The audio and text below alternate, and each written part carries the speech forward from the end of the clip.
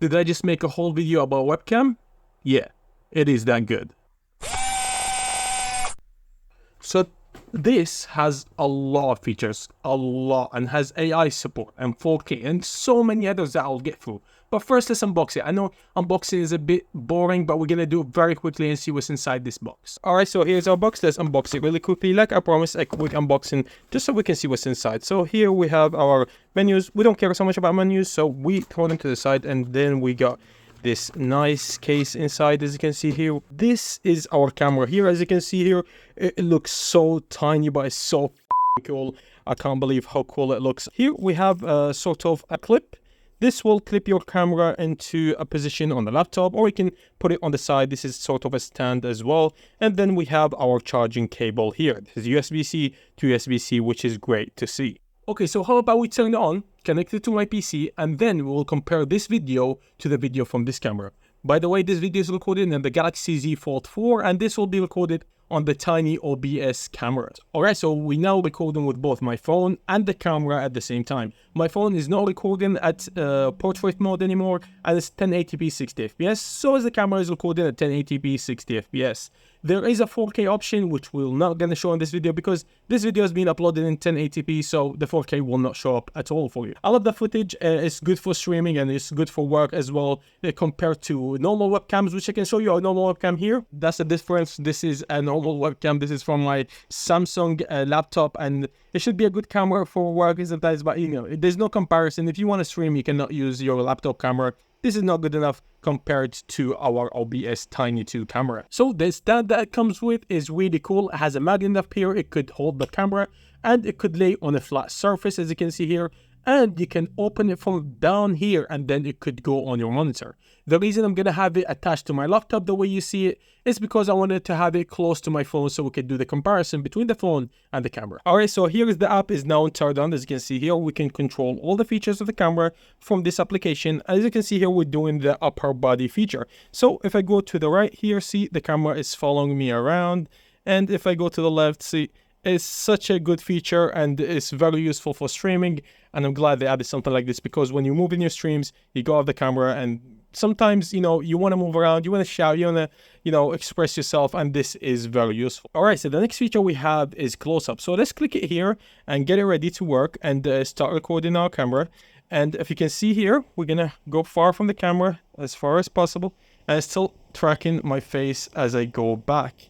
And as you can see here, this is pretty cool. I didn't see any camera that does this. This is the only one I've seen around, but it's really cool for streaming. If you're streaming around, the camera will keep following your face until I sit down and the camera goes right on my face. This is quite cool, to be honest. The next feature we have here is headless. Let's turn this on, and as you can see, the camera will not show my face anymore. I don't know who this feature is for, but it is probably for people who just want to show their outfit. So if I go back here, and it will only show my body and it does not show my face. I don't know what this is for, but it's quite cool. Alright, so the next feature we have here is for the lower body. This is self-explanatory, but I still will show it to you. So I'm standing up here, as you can see, and it will only show my lower body. I don't know why this exists, but it's still quite cool to have it in this camera. Alright, so we're done with the tracking features, but there is one more tracking feature here. When we do motion, it will track you a bit differently. So it's more faster tracking, so it will follow you around very quickly. It's more dramatic than the other one, but I do prefer the subtlety of the standard one, as it's, you know, more slow than the other one, but it's still quite cool and I really like it. So one other feature that we have that is really nice is the hand feature. So you can track the camera using your hand, but it's not the best out there. So as you can see here, it's tracking my hand, but sometimes it doesn't see it. So what you do is you control the video with your hand by changing the direction of your hand to focus where the video goes. It's quite cool, but it's not the best. Sometimes it's hit and miss. As you can see here, it cannot see my hand, even though I'm showing it my hand and trying to grab the video and turn it around. It's quite cool, but you know, it's not the best out there. It needs some modification for it to work correctly, but it's a good feature to have. And yeah, see, it missed it again. So this camera also has hand gestures. You can control the camera with your hands. So let's switch to the camera footage and then we'll talk about those. So here's the camera footage. As you can see here, it's not tracking me at the moment. Okay, so if I go like this, the camera will flash twice, and now the camera is tracking me, as you can see here. And then I can turn off tracking as well, but just by doing this as well. So as you can see here, the tracking is now turned off. So what do we have next? We can zoom in and zoom out with our hands as well. So a few moments later, as you can see here, we're trying to do it, but does not seem to do it. All right, there it is. So as you can see here, we can zoom out, and then we can zoom in just using our fingers, which is quite cool.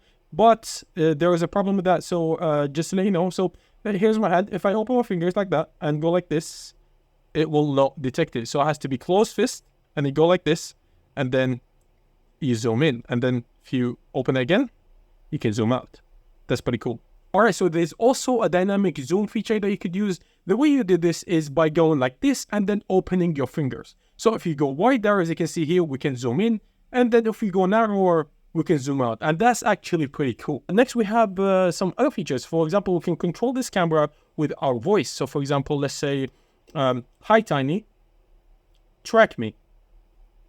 Okay, so now tracking, as you can see here, is working perfectly. Hey, Tiny, zoom in closer. As you can see here, we zoomed into our face, no problem. And then, hi, Tiny, zoom out further. And there you go. We tried a couple of times. It did not work, but here is working. So we need to speak clearly to it for it to work. It's not a Google Assistant.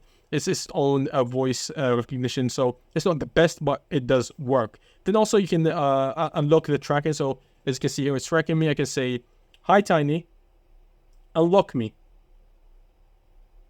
You can see here, it does not track me anymore, which is quite cool. You can do that in the stream. You don't have to interact with the application. If you want to just do it with your hands or with your voice, it's quite cool. All right, so there are other features you can play with. There is tabs of features here. You can play with the image exposure and auto flicker and white balance and all these good things that you can play with. It's quite nice how much they added here that you can change with this camera. There's also HDR, which you can enable. And then we can go to beauty here and you can make yourself look better. So let's fire up the camera here and let's see how it looks like. So as you can see here, my ugly face, I can improve it a little bit by doing the native here. And I look like a model now. And then after that, we have classic, and then we have a man, which I'm supposed to should be the same as custom, like a little bit then better than custom. But you can change the look of the stream if you're insecure or your lighting is not that good. So you can change the lighting, or you put some filters, tone your stream and make it look better as you please. So the reason the camera gets a little bit hot because it does all the processing on its own processor. That's why you have a little bit of heat when you take the camera off, but it's not too hot and does not get overheated. But that's it for me, guys. I mean, I cannot recommend this camera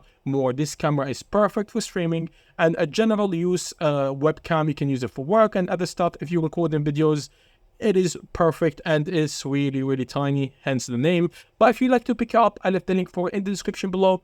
Feel free to use that link. It's an affiliate link. And if you don't want to use that, you can head over to their website and use the link and buy it from there. So if you enjoyed this video, please give it a thumbs up. And if you like the channel, subscribe and peace.